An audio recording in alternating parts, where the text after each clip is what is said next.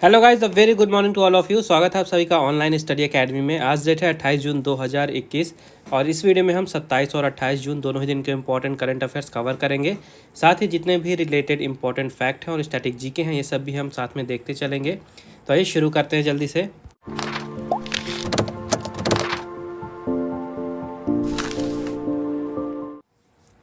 तो आज का पहला क्वेश्चन है, on which date international day against drug abuse and illicit trafficking is observed. नशीली दवाओं के दुरुपयोग और अवैध तस्करी के खिलाफ अंतर्राष्ट्रीय दिवस किस तारीख को मनाया जाता है? तो हर साल 26 जून को मनाया जाता है international day against drug abuse and illicit trafficking. Date याद रखिएगा। साथ ही इस साल के लिए थीम क्या रखी गई है, ये भी आपको याद रखना है। इस साल की थीम है share facts on drugs save lives. ठीक है। और ये दिन मनाया क्यों जाता है? तो यूनाइटेड नेशंस के द्वारा हर साल 26 जून को ये दिन मनाया जाता है।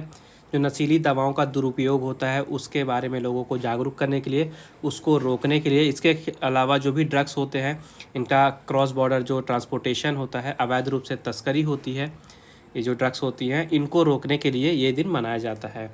यूनाइटेड नेशंस का एक एम है कि जो हमारा समाज है, इंटरनेशनल सोसाइटी है, इसको ड्रग्स से बचा के रखना, नशीली दवाओं से बचा के रखना। तो इसी गोल को और भी ज़्यादा मजबूती प्रदान करने के लिए ये दिन की स्थापना की गई थी। अगला क्वेश्चन है, on which date international day in support of victims of torture is observed.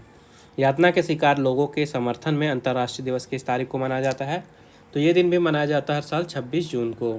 ठीक है, याद रखिएगा। 26 जून को मनाया जाता है international day in support of victims of torture.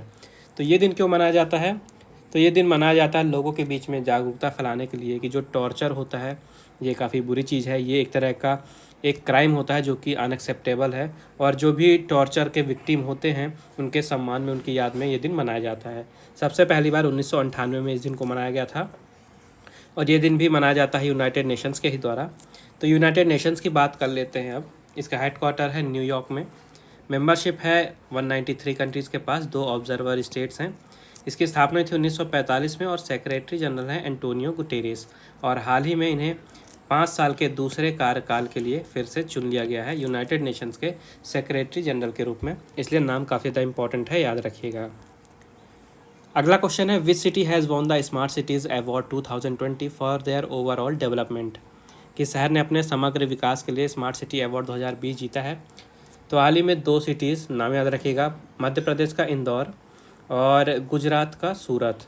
In 2 cities को स्मार्ट सिटीज़ अवार्ड 2020 से सम्मानित किया गया है। इंदौर और सूरत याद रखिएगा। तो सिटीज़ वाइज बात करते हैं तो इंदौर और सूरत को फर्स्ट प्राइज़ दिया गया है। और अगर स्टेट वाइज बात करते हैं तो उत्तर प्रदेश सबसे आगे रहा है फर्स्ट नंबर पे, दूसरे नंबर पे मध्य प्रदेश और तीसरे पे तमिलनाडु। जो स्मार्ट सिटी अवार्ड है ये किस किस थीम के बेसिस पे दिया जाता है? तो जो सिटीज़ हैं वहाँ के सोशल एस्पेक्ट देखे जाते हैं, वहाँ की गवर्नेंस देखी जाती है, वहाँ का culture, urban environment, sanitation, economy, water, urban mobility. तो इन सारी चीज़ों को देखा जाता है, सर्वे किया जाता है और इसी के बेसिस पे ये अवार्ड दिया जाता है। अगला क्वेश्चन है, विच स्टेट और union territory government has launched मुख्यमंत्री कोविड-19 परिवार आर्थिक सहायता योजना। किस राज्य या केंद्र शासित प्रदेश की सरकार ने मुख्यमंत्री कोविड-19 परिवार आर्थिक सहायता योजना शुरू की है? तो अभी हाल ही में दिल्ली सरकार ने शुरू किया है दिल्ली में मुख्यमंत्री कोविड-19 परिवार आर्थिक सहायता योजना। तो ये योजना है कि एक्चुअली में तो जिन परिवारों ने भी कोविड-19 के कारण अपने परिवार के सदस्यों को खो दिया, उनको फाइनेंशियली हेल्प देने के लिए ये सहायता लाई गई है, ये स्कीम लाई गई है दिल्ली सरकार की तरफ से। तो अगर कोई फैमिली है, उसका कोई मेंबर है जिसकी डेथ हो गई है कोविड-19 पैंडमिक से, तो उसको 50,000 रुपये दिए जाएंगे। इसके अलावा अगर फैमिली में कोई ऐसे मेंबर की डेथ हुई है जो कि जॉब करते थे, जो अपने परिवार का पालन पोषण किया करते थे, तो उस फैमिली के हेड को 2500 रुपये पर मंथ पेंशन के रूप में दिया जाएगा। इसके अलावा ऐसे चिल्ड्रन जिन्होंने अपने एक या दोनों पेरेंट्स को खो दिया पैंडेमिक में, तो उनको भी 2500 रुपये पर मंथ दिए जाएंगे जब तक कि उनकी उम्र 25 साल नहीं हो जाती है। और जो उनकी पढ़ाई का एजुकेशन है ये पूरी तरह से दिल्ली गवर्नमेंट के द्वारा उठाया जाएगा। दिल्ली के चीफ मिनिस्टर हैं अरविंद केजरीवाल और लेफ्टिनेंट गवर्नर हैं अनिल बैजल।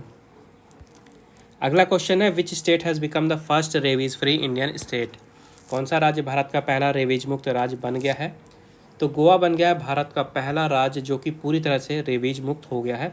गोवा के चीफ मिनिस्टर प्रमोद सावंत जी ने अभी हाल ही में अनाउंस किया है कि पिछले 3 सालों में गोवा में रेबीज के एक भी सिंगल केस नहीं देखे गए हैं। इस कारण से गोवा पूरी तरह से रेबीज मुक्त घोषित कर दिया गया है और ये भारत का पहला स्टेट बना है जो कि रेबीज मुक्त हो गया है। गोवा ने यहाँ पे 5,40,593 डॉग्स को रेबीज़ का वैक्सीनेशन दिया है और उसके अलावा 1 लाख से भी ज़्यादा लोगों को रेबीज़ के बारे में एजुकेशन दिया है, उसके रेबीज़ के बारे में नॉलेज दिया है। इस कारण से गोवा रेबीज़ को कंट्रोल करने में काफ़ी हद तक कामयाब रहा है। गोवा के चीफ मिनिस्टर हैं प्रमोद सावंत, कैपिटल है पणजी, गवर्नर है भगत सिंह कोश्यारी जो कि महाराष्ट्र के गवर्नर हैं और गोवा के गवर्नर का इन्हें अतिरिक्त चार्ज दिया गया है। अगला क्वेश्चन है which country has signed international solar alliance framework agreement and instrument of ratification with India. किस देश ने भारत के साथ अंतर्राष्ट्रीय सौर गठबंधन रूपरेखा समझौते और अनुसमर्थन के साधन पर हस्ताक्षर किए हैं? तो अभी हाल ही में डेनमार्क ने भारत के साथ international solar alliance framework agreement पे साइन किया है और इसके साथ ही इंस्ट्रूमेंट ऑफ रेटिफिकेशन पे भी साइन किया है। तो सीधी सी बात यह है कि जो इंटरनेशनल सोलर अलायंस था इस पर कुछ जो है तो अमेंडमेंट किए गए थे जो कि 8 जनवरी 2021 से लागू हुए हैं और इस अमेंडमेंट के बाद इंटरनेशनल सोलर अलायंस का समर्थन करने वाला डेनमार्क पहला देश बन गया है। जो ISA है यानी कि इंटरनेशनल सोलर अलायंस, यहाँ पे 121 कंट्रीज़ मेंबर हैं और ये जो इनिशिएटिव है ये भारत की तरफ से शुरू किया गया था। इसका ऑब्जेक्टिव है कि जो सोलर एनर्जी होता है उस ओर विश्व का ध्यान खींचना, ज़्यादा से ज़्यादा देशों को प्रोत्साहित करना कि वो जो सोलर एनर्जी है उसको कंज्यूम करें ताकि जो फॉसिल फ्यूल के ऊपर हमारी डिपेंडेंसी है उसको कम किया जा सके। अगला क्वेश्चन है which bank has launched Arogyam health care business loan. किस बैंक ने Arogyam health care business loan launch किया है? तो अभी हाल ही में स्टेट बैंक ऑफ इंडिया ने Arogyam health care business loan शुरू किया है। याद रखिएगा स्टेट बैंक ऑफ इंडिया। तो ये लोन है क्या? तो पैंडमिक के समय जो हेल्थ केयर सेक्टर की काफ़ी ज़्यादा डिमांड बढ़ गई है, तो ऐसे जो भी बड़ी बड़ी कंपनियां हैं जो कि हेल्थ केयर से रिलेटेड प्रोडक्ट बनाती हैं, हॉस्पिटल हैं, नर्सिंग होम हैं, डायग्नोस्टिक सेंटर हैं, पैथोलॉजी लैब्स हैं और जो भी सप्लायर हैं, लॉजिस्टिक फर्म हैं, ये तो जितने भी ये तरह के फर्म्स हैं जो कि critically health care supply chain में इंगेज्ड हैं, इनको 100 करोड़ रुपए तक का लोन दिया जा रहा है स्टेट बैंक ऑफ इंडिया की तरफ से, जिसका जो वापस करने का टाइम होगा, रीपेबल होगा, ये 10 सालों में। ठीक है, तो इसी लोन को कहा गया है, नाम दिया गया है आरोग्यम हेल्थ केयर बिजनेस लोन और शुरू किया है SBI ने इसे। SBI की स्थापना हुई थी 1 जुलाई 1955 को और 1 जुलाई को ही भारत में SBI डे मनाया जाता है, ये याद रखिएगा। इसका हेडक्वार्टर है मुंबई में। चेयरमैन है दिनेश कुमार खारा जो कि नए बने थे अभी, तो नाम इम्पॉर्टेंट है। टैगलाइन है the nation banks on us, pure banking nothing else, pure banking nothing else, with you all the way, a bank of the common man और the banker to every Indian. अगला question है which bank has approved $125 million programme to support Kerala. Kerala को समर्थन देने के लिए किस बैंक ने $125 मिलियन के कार्यक्रम को मंजूरी दी है? तो अभी हाल ही में वर्ल्ड बैंक यानी कि विश्व बैंक ने केरल को सपोर्ट प्रदान करने के लिए 125 मिलियन के प्रोग्राम को अपना अप्रूवमेंट दिया है। तो $125 मिलियन की सहायता दी जा रही है वर्ल्ड बैंक की तरफ से केरला को, ताकि जो केरला है ये जैसे अलग अलग तरह के नेचुरल डिज़ास्टर होते हैं, क्लाइमेट चेंज से जो दुविधाएं आती हैं, समस्याएं आती हैं और जैसे कि कोविड-19 का इम्पैक्ट है काफ़ी ज़्यादा केरला में, तो इन सारी चीज़ों से निपटने के लिए, साथ ही रेडी करने के लिए केरला को कि आगे अगर फ्यूचर में ऐसी भी कोई समस्या आती है तो केरला पहले से ही तैयार है, इस प्रोग्राम को मंजूरी दी गई है विश्व बैंक की तरफ से। विश्व बैंक की स्थापना हुई थी 1944 में। हेडक्वार्टर है वॉशिंगटन DC USA में और प्रेसिडेंट है डेविड मालपास। MD और CEO हैं अंशुला कांत। मोटो है working for a world free of poverty. Members है 189 जिसमें भारत भी शामिल है। और केरला की बात कर लेते हैं। यहाँ की कैपिटल है तिरुवनंतपुरम। चीफ मिनिस्टर है पिनराई विजयन और गवर्नर है आरिफ मोहम्मद खान। अगला क्वेश्चन है what is the latest estimation of NCAER about India GDP growth in FY22। वित्त वर्ष 2022 में भारत की GDP वृद्धि के बारे में NCAER का नवीनतम अनुमान क्या है? तभी हाल ही में NCAER ने भारत की GDP ग्रोथ को लेकर अपना अनुमान दिया है वित्तीय वर्ष 2022 के लिए और इनके अनुमान के हिसाब से जो भारत की GDP है ये वित्तीय वर्ष 22 में 8.4% से लेकर 10.1% की दर से ग्रो करेगी। तो एक रेंज दिया गया है, कोई फिक्स्ड परसेंटेज नहीं बताया गया है। इसके अलावा वित्तीय वर्ष 2021 में इन्होंने बताया कि 7.3% की कॉन्ट्रैक्शन यानी कि गिरावट देखी गई है GDP में, ये याद रखिएगा। और जो NCAER है इसका पूरा नाम है national council of applied economic research, याद रखिएगा। दूसरा एक और इम्पॉर्टेंट प्रेडिक्शन बताता हूँ इंडिया रेटिंग्स एंड रिसर्च, इन्होंने जो भारत की जीडीपी को लेकर अनुमान दिया था अपना वित्तीय वर्ष 22 के लिए, इसको रिवाइज किया है कोविड के कारण। तो पहले इन्होंने अनुमान दिया था कि वित्तीय वर्ष 2022 में 10.1% की ग्रोथ देखी जाएगी भारत की जीडीपी में, लेकिन पेंडेमिक के कारण काफ़ी गिरावट आई इकोनॉमी में।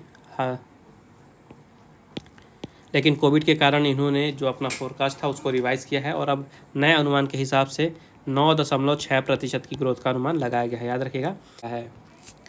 अगला क्वेश्चन है, which platform has launched digital skill champions program with NSDC. किस प्लेटफॉर्म ने एनएसडीसी के साथ digital skill champions program launch किया है? तो अभी हाल ही में व्हाट्सएप ने एनएसडीसी यानी कि नेशनल स्किल्स डेवलपमेंट कॉरपोरेशन के साथ मिलकर डिजिटल स्किल चैंपियंस प्रोग्राम शुरू किया है, ताकि भारत के जो युवा हैं, यूथ हैं, उनके अंदर डिजिटल स्किल लाई जा सके, उनके अंदर डिजिटल स्किल डेवलप की जा सके, ताकि आगे चल के उन्हें रोज़गार पाने में दिक्कत ना हो, उन्हें एम्प्लॉयमेंट रेडी किया जा सके। तो याद रखिएगा, व्हाट्सएप और एनएसडीसी ने मिलकर शुरू किया है digital skill champions program. NSDC की स्थापना हुई थी 2008 में। हेडक्वार्टर है नई दिल्ली में। चेयरमैन है एएम नाइक और एमडी और सीईओ है मनीष कुमार। अगला क्वेश्चन है, which country has chaired the 16th meeting of security council secretaries of SCO. SCO के सुरक्षा परिषद सचिवों की 16वीं बैठक की अध्यक्षता किसने की है? तभी हाल ही में तजिकिस्तान ने अध्यक्षता की है 16वीं बैठक की, और ये जो बैठक थी ये सिक्योरिटी काउंसिल सेक्रेटरीज की थी, जो कि एससीओ यानी कि संघाई कोऑपरेशन ऑर्गेनाइजेशन के थे। तो याद रखिएगा, तजिकिस्तान है इसका राइट आंसर। तो जो मीटिंग थी तजिकिस्तान के द्वारा इसकी अध्यक्षता क्यों की गई? क्योंकि जो संघाई कोऑपरेशन ऑर्गेनाइजेशन है इसका जो अध्यक्षता है, चेयरमैनशिप है 2021 के लिए, ये तजिकिस्तान के पास ही है। और जो मीटिंग है ये दुशानबे में हुई। दुशानबे जो है तजिकिस्तान की कैपिटल है। भारत को यहाँ पे रिप्रेजेंट किया भारत के जो नेशनल सिक्योरिटी एडवाइज़र हैं अजीत डोवाल जी ने। और जो एससीओ है इसकी बात कर लेते हैं। इसकी स्थापना हुई थी 2001 में संघाई में। भारत और पाकिस्तान ने एससीओ को ज्वाइन किया था 2017 में। मेंबर्स हैं अभी प्रेजेंट में 8, China, India, Kazakhstan, Kyrgyzstan, Russia, Pakistan, Tajikistan और उज्बेकिस्तान। सेक्रेटरी जनरल हैं व्लादिमीर नोरोव और हेडक्वार्टर इसका बीजिंग, चाइना में। नेक्स्ट क्वेश्चन है, who has been appointed as the next high commissioner of India to the republic of Zambia. Zambia गणराज्य में भारत के अगले उच्चायुक्त के रूप में किसे नियुक्त किया गया है? तो अभी हाल ही में अशोक कुमार जी को नियुक्त किया गया है रिपब्लिक ऑफ जाम्बिया में भारत के अगले हाई कमिश्नर यानी कि भारत के अगले उच्चायुक्त के रूप में। तो याद रखिएगा, अशोक कुमार जी जो कि प्रेजेंट में रिपब्लिक ऑफ जिबूटी में भारत के एम्बेसडर के रूप में नियुक्त हैं, अब ये अगले हाई कमिश्नर होंगे भारत के रिपब्लिक ऑफ जाम्बिया में। नाम याद रखिएगा, अशोक कुमार। जाम्बिया की बात कर लेते हैं। यहाँ की कैपिटल है लुसाका। प्रेसिडेंट हैं एडगर चांगवा लुंगू और करेंसी है जाम्बियन क्वाचा। अगला क्वेश्चन है, where have the archaeologists found a new human species. हाल ही में पुरातत्वविदों को मानव की नई प्रजातियां कहाँ मिली हैं? तभी हाल ही में इजराइल के एक साइट में जो आर्कियोलॉजिस्ट हैं, इंटरनेशनल आर्कियोलॉजिस्ट हैं, उनको ह्यूमंस की नई स्पीसीज़ मिली है। आइए थोड़ा डिटेल में देखते हैं इसको। तो इजराइल की जो साइट है इसका नाम है नेशेर रामला। ठीक है, नेशेर रामला के एक एक्सकेवेशन साइट पे जो इंटरनेशनल ग्रुप है आर्कियोलॉजिस्ट का, उनको एक नई स्कल मिली थी, नई खोपड़ी मिली थी। ये आप देख रहे हैं फोटो में, यही स्कल मिली थी। तो इसी को बताया गया है कि ये ह्यूमन स्पीसीज़ की एक नई प्रजाति हो सकती है, जो कि ह्यूमन इवोल्यूशन जो हुआ था, मनुष्यों का जो विकास हुआ था, उसके हिस्ट्री का एक मिसिंग पीस यानी गुमा हुआ हिस्सा माना जा रहा है। ये बताया जा रहा है कि जो प्रजातियाँ थीं ये 4,20,000 से लेके 1,20,000 साल पुराने रहते थे वहाँ पे। तो इज़राइल की बात करते हैं, क्योंकि इज़राइल की साइट में मिला है ये न्यू स्पीसीज़। तो इज़राइल की कैपिटल है यरूशलेम। और दो यहाँ पे इंपॉर्टेंट काफ़ी ज़्यादा क्वेश्चन है इज़राइल से। एक तो प्राइम मिनिस्टर नए बने हैं नफ्ताली बेनेट, और दूसरे प्रेसिडेंट भी नए बने हैं इसहाक हर्जोग, और करेंसी है इज़राइल की इज़राइली शेकेल। तो इज़राइल के स्टैटिक पॉइंट जरूर याद रखेगा। अगला क्वेश्चन है, when will the India's first indigenous aircraft carrier INS Vikrant be commissioned. भारत का पहला स्वदेशी विमान वाहक पोत INS विक्रांत को सेवा में कब लाया जाएगा? तो अभी हाल ही में रक्षा मंत्री राजनाथ सिंह जी ने बताया है कि भारत में स्वदेशी विमान वाहक पोत यानी कि एयरक्राफ्ट कैरियर बनाया जा रहा है, और बताया गया है कि 2022 तक इसे कमीशन कर लिया जाएगा, यानी इसे सेवा में 2022 तक लाया जाएगा। इसका नाम काफ़ी ज़्यादा इंपॉर्टेंट है, नाम याद रखिएगा, INS विक्रांत नाम दिया गया है। और ये जो एयरक्राफ्ट कैरियर है इसको कोचीन शिपयार्ड लिमिटेड के द्वारा बनाया जा रहा है, जो कि केरला के कोची में स्थित है, और आपको नाम याद रखना है INS विक्रांत। अगला क्वेश्चन है, which country has become the largest export destination of India in FY21। वित्तीय वर्ष 21 में कौन सा देश भारत के लिए सबसे बड़ा निर्यात गंतव्य बन गया है? तो अभी हाल ही में भारत सरकार ने अपने डेटा में बताया है कि वित्तीय वर्ष 2021 में भारत के लिए सबसे बड़ा निर्यात गंतव्य यानी कि लार्जेस्ट एक्सपोर्ट डेस्टिनेशन जो है ये यूएसए बन गया है। पहले भी यूएसए ही था और इस साल भी यूएसए ही रहा है, याद रखिएगा यूएसए फर्स्ट पे रहा है। दूसरी चीज़ ये याद रखिएगा कि चाइना पहले तीसरे नंबर पे था और यूएई दूसरे नंबर पे था। तो चाइना ने यूएई को ओवर पास कर लिया है और चाइना दूसरे नंबर पे आ गया है और यूएई तीसरे नंबर पे आ गया है। यूएसए की जो एक्सपोर्ट वैल्यू थी ये है वो हो गई है $51.6 बिलियन। चाइना दूसरे नंबर पे आ गया है, चाइना की एक्सपोर्ट वैल्यू हो गई है $21.2 बिलियन और यूएई आ गया है तीसरे नंबर पे, इसकी एक्सपोर्ट वैल्यू है $16.7 बिलियन। टॉप पे रहा है यूएसए। यूएसए की बात करते हैं, यहाँ की कैपिटल है वाशिंगटन डीसी। प्रेसिडेंट है जो बाइडेन, वाइस प्रेसिडेंट है कमला हैरिस और ये नाम काफ़ी ज़्यादा इंपॉर्टेंट है क्योंकि यूएसए की पहली महिला वाइस प्रेसिडेंट बनी है कमला हैरिस, नाम याद रखिएगा। और यहाँ की करेंसी है यूएस डॉलर्स। तो अब समय आज के क्विज़ का। आज के क्विज़ का क्वेश्चन है who has won the French open men's single title 2021। French open पुरुष एकल खिताब 2021 किसने जीता है?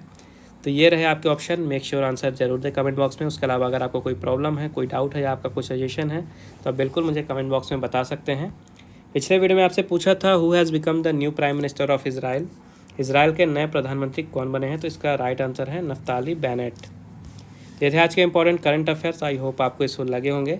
वीडियो पसंद आई है तो वीडियो को लाइक ज़रूर करें, ज़्यादा से ज़्यादा शेयर करें दोस्तों के साथ और चैनल को सब्सक्राइब करना ना भूलें। नोटिफिकेशन आपको मिलती रहे इसलिए मेक श्योर बेल आइकन जरूर दबाइएगा। और रिवीजन के लिए अगर आपको पीडीएफ फाइल चाहिए तो उसकी लिंक आपको डिस्क्रिप्शन बॉक्स में मिल जाएगी, आप वहाँ से डाउनलोड कर सकते हैं। बाकी मिलते हैं अगले वीडियो में कुछ नए करंट अफेयर्स के साथ। तब तक के लिए take care and thank you guys.